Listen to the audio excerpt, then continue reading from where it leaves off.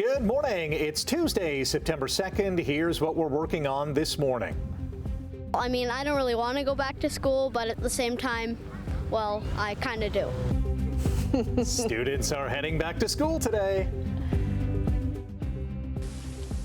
Tonka. Tatanka. Tonka. Graham Greene, the Oswegan-born Oscar-nominated actor, has died at the age of 73. Caught it! He's inside field goal range, but he wants more.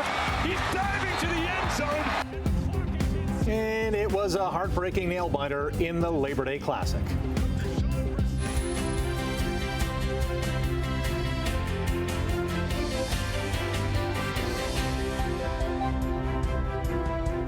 Busy start to this Tuesday morning. We have back to school, recovering from the Labor Day game.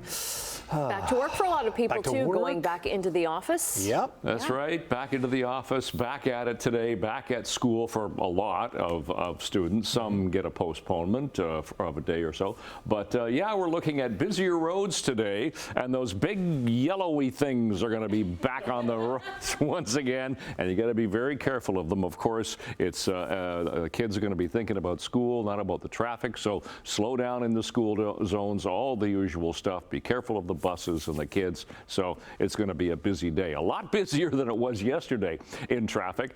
Yesterday we had absolutely nothing there. We're looking at the 403 and Waterdown Road right there, so there's nothing going on in traffic right there. And right now we'll show you some MTO traffic cameras. Centennial Parkway. It's already a little bit busy, but nothing across the top of the Burlington Skyway Bridge. East of Burlow, nothing there either. So it's going to be a pretty nice day today. Now, there is a slim chance of a shower later on this afternoon. It's only about a 30% chance of a shower. Otherwise, we'll have a mix of sun and clouds. Temperature will climb to 25 today. Bit of a humidex, about 27 degrees. So mid-20s temperature is pretty nice. We're sitting at 14 degrees right now. We'll look at the forecast and we'll check traffic again coming up in a few minutes. Right now, the news. Thank you, Brian. It's the first day of school for many students and staff across our region today after enjoying 2 months of summer vacation. Simone Gavros joins us live from Glendale Secondary School in Hamilton with the details. Good morning, Simone. Good morning, Rick. Yeah, it's back to early morning routines, homework, and those early morning alarms for students in Hamilton, Niagara, and the Grand Erie school boards. But students in Halton have a PA day today, so they start their first day of school tomorrow. Now, of course, with first day of school comes a mix of emotions. There's going to be those nerves, but mixed with some excitement as students are going to be getting into those new routines. But of course, everything will just fade away once the school day starts.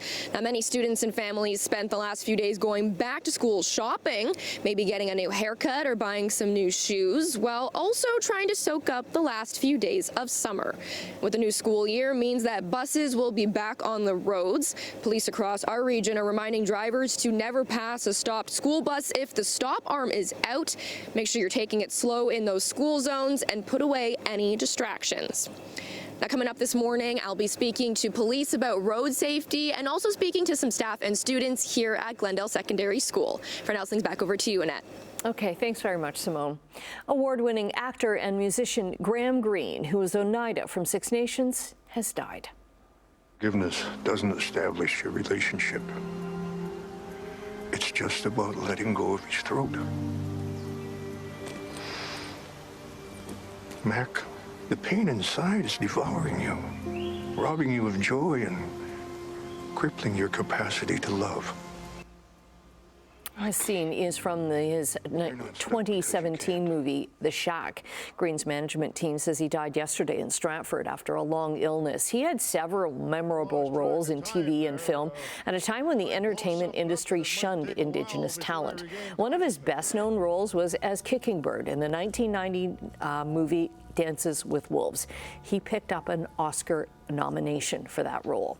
He was also in Die Hard with a Vengeance and The Green Mile. Charges have been laid after a young child was sexually assaulted during a break-in in Welland. It happened overnight on Saturday at a home near Crowland Avenue and York Street. The child, who is under 5, is in hospital in stable condition. A 25-year-old man from Welland, who Niagara police say the family didn't know, was identified through video surveillance. He faces several charges, including sexual interference and aggravated sexual assault. 5 family members are in hospital after a suspicious fire in Richmond Hill. It started around 3 yesterday morning in a neighborhood between Yonge and Bathurst Streets. York Regional Police say 3 of the 5 people have life-threatening injuries. Fire officials say all 5, 4 adults and a child, got out because the home had working smoke detectors. It is not clear where in the home the fire started. A devastating landslide has reportedly wiped out an entire village in Sudan's western region, killing at least 1,000 people. A rebel group controlling the area reported Sunday's disaster late Monday. The landslide happened in the Mara Mountains area, reportedly leaving only 1 survivor after days of heavy rainfall late last month. The Sudan Liberation Movement Army is appealing for the United Nations and international aid groups to help recover the bodies. In Afghanistan, the death toll has risen to at least 900 and around 3,000 people are injured after Sunday night's magnitude 6 earthquake. A desperate search is underway for survivors in a mountainous region near Pakistan, and the Taliban Health Ministry fears the numbers are going to rise as rescue and recovery teams are still headed to remote areas. In a post on social media, Prime Minister Mark Carney called the aftermath of the quake horrific and says Canada stands ready to provide humanitarian support. Members of Hamilton's Afghan community are in contact with family in Afghanistan, some of whom are heading to the disaster areas to help. This is a desperate situation, but for people living there is a national disaster, is a decline, and not only 1 or 2 cities or villages are destroyed. I've heard from my friends that the entire village is more than 80%. It's all collapsed, and now everyone is under rubble, and they're trying to get them each one by one. Canadian Red Cross says the Afghan Red Crescent Society has sent emergency teams to support quake victims. They are delivering relief supplies and doing aerial and field assessment as officials try to determine the extent of damage and loss of life. Deals have been signed to make it easier for workers in regulated professions to work across Canada. The Ontario government has signed 10 agreements with provinces and territories for in-demand professions like engineers, architects, and electricians. The province says the new measures will let people start working within 10 days of having their credentials confirmed by their profession's regulator. It says the agreements include reciprocal measures that will also make it easier for Ontario workers to find jobs in other parts of Canada. The deals are part of the government's plan to, quote, help build a unified Canadian workforce to stand up to U.S. tariffs and economic uncertainty. Labor Day celebrations across Canada seemed more important this year because of the U.S. tariff war. Hamilton has always had a strong turnout for Labor Day. Thousands of workers marched through downtown Hamilton yesterday to remember 4 generations of solidarity and organized labor in the city. It's really important for us this year because of what's going on in the world today, and we're looking more about being Hamilton strong. Hamilton is losing a lot of its steel industry right now, and that's our main point is we need to stay Canada strong, buy Canadian steel, and support Canadian workers. Talk at the picnic after Hamilton's Labor Day parade was mainly of working together to protect jobs from tariff uncertainty. And tariffs were also top of mind for those marching in the Meriton Labor Day parade in St. Catharines. Today, labor is under attack like never before. We need to make sure we continue to fight for workers, not only in Niagara, but right across the province of Ontario and, quite frankly, right across the country. More than 50 groups from across Niagara region were at this parade, celebrating nearly 80 years of labor gains for unionized and non-unionized workers. Sportsline, shocking, unbelievable, what the bleep? All words and phrases Ticats fans are using this morning to describe the end of yesterday's Labor Day Classic in Hamilton. Let's pick it up late in the first half in front of a record crowd, 25,619 fans at Hamilton Stadium. Tyler Turnowski blocked John Haggerty's punt deep in Toronto's end. Devin Verisuk grabbed the loose ball for a touchdown to pull the Cats to within 2 points of their arch rivals. Midway through the third, Bo Levi Mitchell and Kenny Lawler connect on an 18-yard TD to give Hamilton its first lead of the game. Bo's CFL leading 22nd major of the season, Lawler's league best 9th touchdown catch. But the Argos fought back. With under 3 minutes to play, Nick Arbuckle tossing a 3-yard TD to Jake Herslow, his second of the game, and Toronto is back on top. Down by 5 points with under a minute to play, Mitchell finds Lawler for a 50-yard gain, and 2 plays later, Bo and Kenny do it again. The 8-yard score gives the Ticats a 33-32 lead. The Ticats and their fans are absolutely pumped. Hamilton, though, fails to get the ensuing 2-point convert, and so the Argos get the ball back with 12 seconds to play. They need a field goal. The wind drifting into their face. They need some yardage. Arbuckle puts it up for grabs. Brissett caught it. He's inside field goal range, but he wants more. He's diving to the end zone, and the clock has hit zeros officially. We'll wait to see. Nick Arbuckle heaved the ball downfield, and Brissett made a ridiculous catch, then raced 62 yards before stepping out of bounds at the Hamilton 4-yard line with 1 second to go. Liram Haralahu chipped in the game-winning kick from the 11-yard line to give the Argos a 35-33 come-from-behind victory. It was the third time in 4 years that Toronto has beaten Hamilton on Labor Day, while handing the Cats their third straight loss. Now, Labor Day in Calgary between the Stampeders and Elks was not nearly as exciting. Vernon Adams Jr. threw a touchdown, and Eric Brooks returned a punt for an 82-yard touchdown as the Stamps cruised to a dominating 28-7 victory over Edmonton. The win was Calgary's third in a row. The Elks' 3-game winning streak came to a crashing halt. The two teams will meet for the rematch this Saturday in Edmonton. The Blue Jays opened a new series in Cincinnati yesterday, and Toronto's bullpen woes continued. Grounded, through, base hit, McLean scores, Friedel home, throw from left is Late Reds. Noel V. Marte hit a 2-run walk-off single in the 9th inning as the Reds topped Toronto 5-4. Bo Bichette and Dalton Varsho hit back-to-back home runs in the top of the 9th to give the Jays a 4-3 lead, but relievers Ty Nance and Brendan Little couldn't seal the deal in the bottom half. The Jays have lost 4 of their last 6, and their lead atop the AL East now down to 2.5 games over the Yankees and the Red Sox. Canadian Felix Auger-Aliassime has advanced to the U.S. Open quarterfinals for the first time since 2021 after a 7-5, 6-3, 6-4 win over 15th seed Andrei Rublev of Russia. Laval's Leylah Fernandez and legend Venus Williams moved on to the quarters in women's doubles play with a 6-3, 6-love victory, while Ottawa's Gabriela Dabrowski and New Zealand's Erin won their match in straight sets. Jeremy Freeman scored a hat-trick as the Brantford Bulldogs buried Guelph 7-3 in OHL preseason action. The Dogs next play in Niagara on Thursday night. Right on the bingo. There we go. 13 minutes after 6 o'clock. Yes, it's the 2nd of September. Buses are back on. School buses are back on the roads today. Kids are going back to school. Be really careful, please. Traffic is already starting to build. 403 and Waterdown Road. A lot busier this morning, obviously, than it was yesterday morning.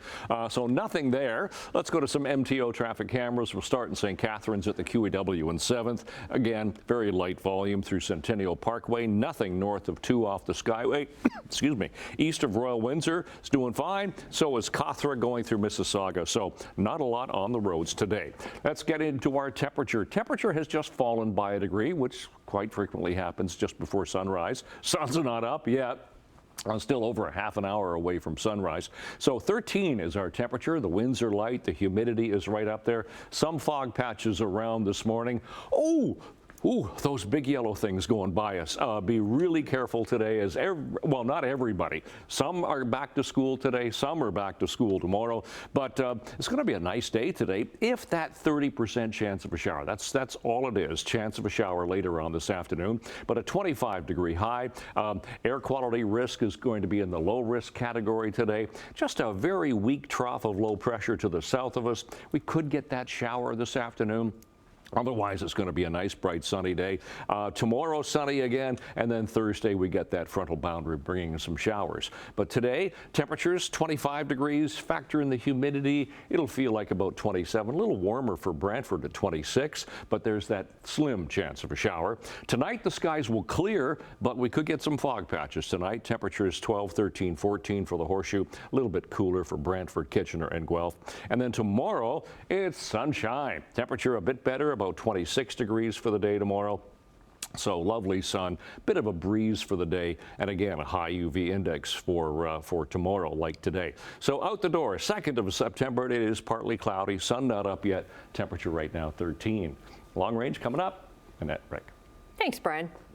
Thanks so much. Coming up after the break, we're going to say good morning to Emily Vukovic with a preview of what's to come in Chit Chat. And commuting to work in the Hamilton area is a wee bit shorter compared to last year. We'll have the details and more coming up in 2. Let's say good morning to Emily Vukovic. What is coming up in Chit Chat this morning? Whose children are not back at school today. Just waiting. Let's just throw that out there. You know, good old Halton. It's okay, they're at camp. It's fine. It's fine. Everything's fine. Taylor Swift has broken yet another record. Oh, no. Yeah, another one of her own. No surprise there. And the release date for the sequel to 2021's Mortal Kombat film has been pushed back.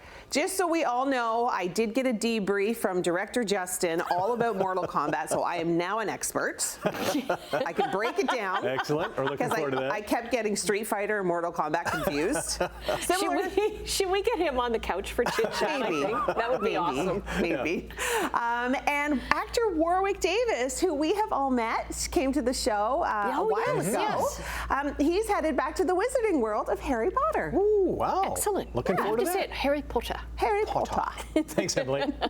Business news now. In overseas trading, the Canadian dollar is down 9 basis points to 72.58 cents U.S. Gold is up nearly $33 an ounce, and crude is up $1.67 to $65.68 U.S. a barrel. Checking midday trading in Europe, markets are down in London and Frankfurt, but up just a wee bit in Paris.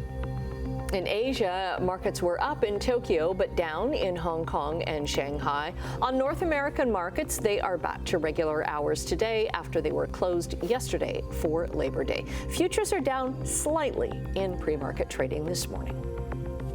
Hamiltonians are spending slightly less time on the road getting to work this year, but commutes here remain among the longest in Canada. StatsCan says the average trip to work in the Hamilton area, including Burlington, was just over 29 minutes in May, down from nearly 31 minutes last year.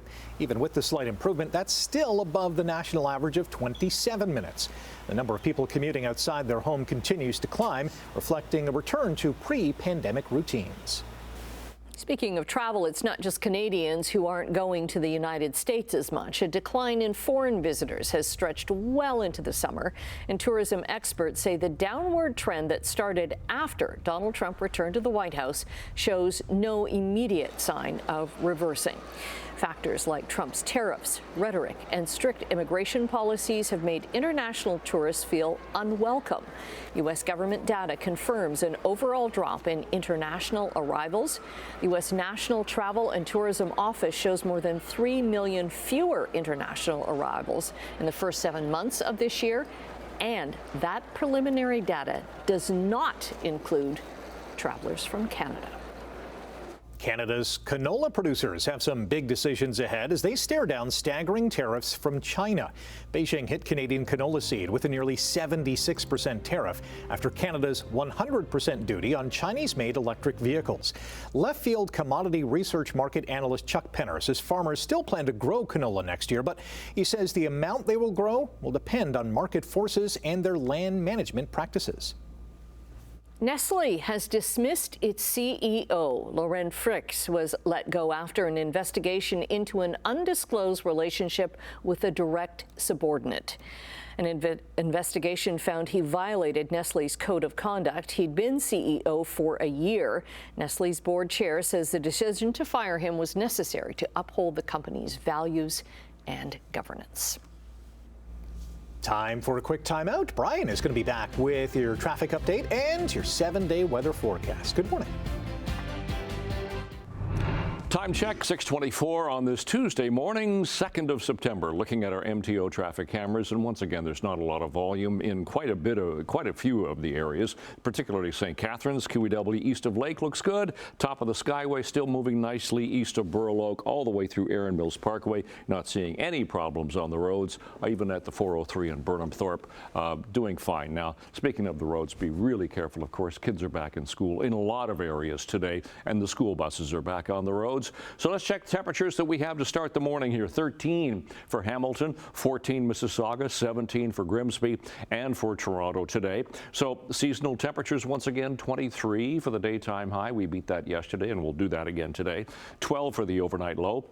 Sun times 6:44, sun comes up, so we're still a ways from sunrise, and those are our record temperatures. Yes, we do have a chance of a shower today. And of course, back to school for a lot of districts today. Temperature should hit 25 degrees. We'll have a mix of sun and clouds, and there is a chance, it's only a slim chance of a shower later on today.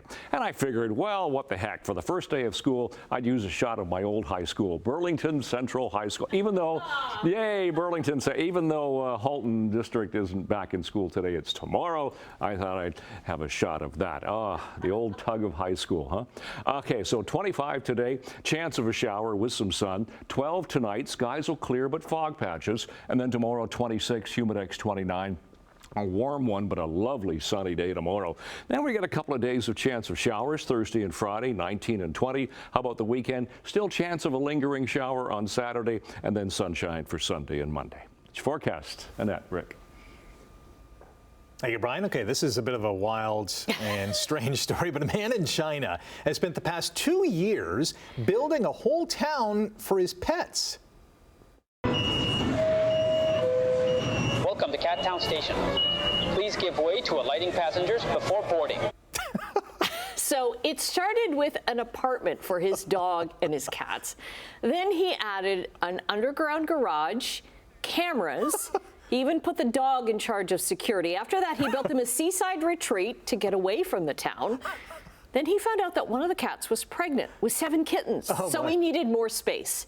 And the town kept growing, leaps and bounds there. Now his pets have it all. A spa, a grocery store stocked with real food, a cinema, a bank. There's even a McDonald's. The man behind Cat Town says he started this all to attract customers to his wife's pet store. Then things went viral, and he kept on building. He has a YouTube channel for this, of course. Okay, I hope Betty's not watching this. I have so many questions. Wonder what's playing in the cinema. Yeah. It's probably Morning Live. Stay with us. More to come not after the break. Not Dog Day afternoon. Bud Air.